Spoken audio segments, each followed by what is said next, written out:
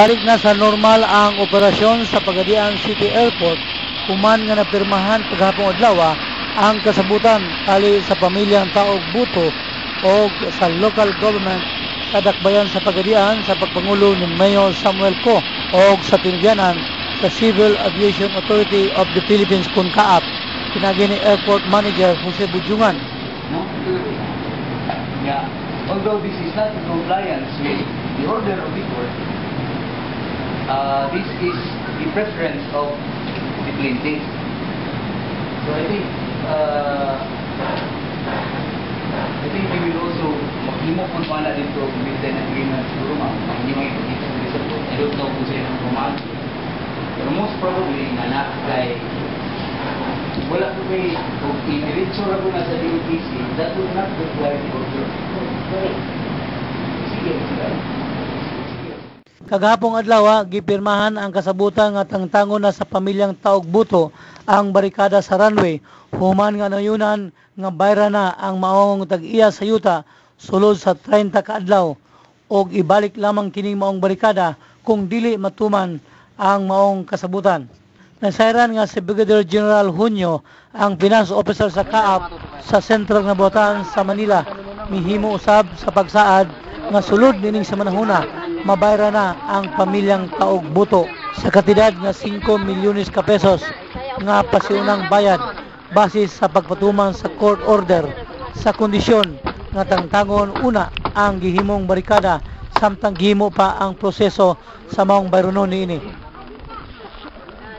Today, kalipay ka na dako nga at least settle na kami ang problema sa airport, no? Do di pa man siya final, pending pa dito sa kauluhan, but then ang DOTC headed by Secretary Abaya and CAAP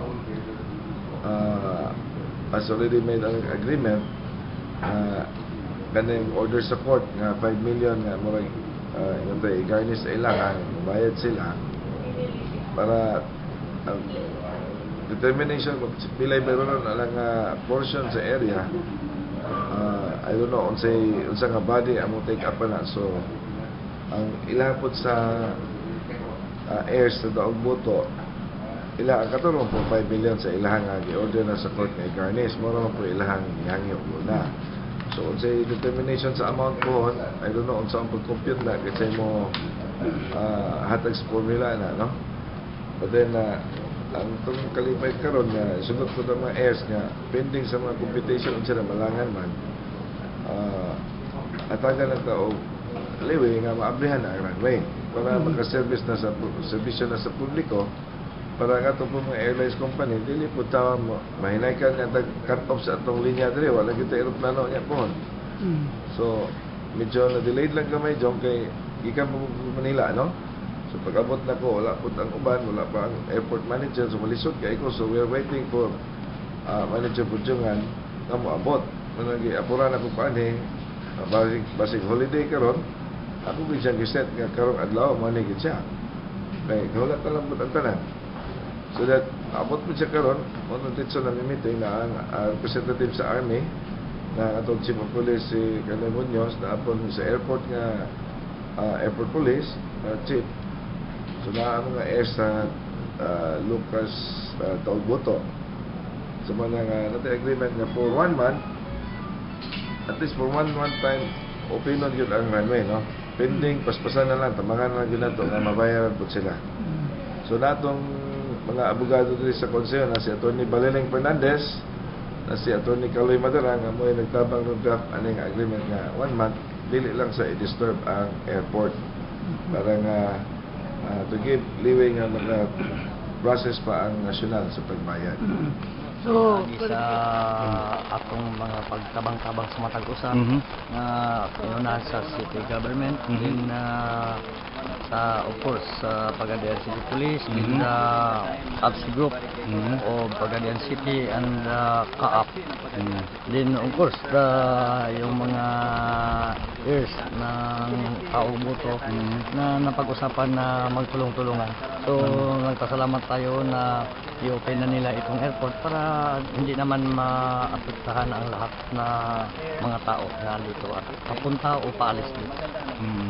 So, pasalamat din kami sa inyo, sa media na andito pa rin kayo, tumutulong para maipahayag kung ano man sa bawat panig. Kung ano man mga hinanaing at saka sa success na ito na nagkaroon na ng magandang pag-usap na para mabuksan itong airport. Kinumduman nga mukabat na ngadto sa kapin sa 15 ka tuig ang pagpaningil sa pamilyang Taog Buto sa DOTC human nga gigamit ang ilang 3 ka hektarya nga yuta nga nalakip sa runway sa Pagadian City Airport.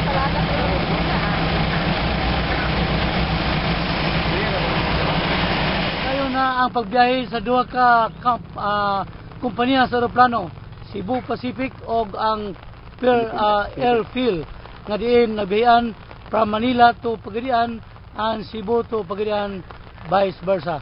Alang sa Frontline Balita, Jong Kajon reporting. Saya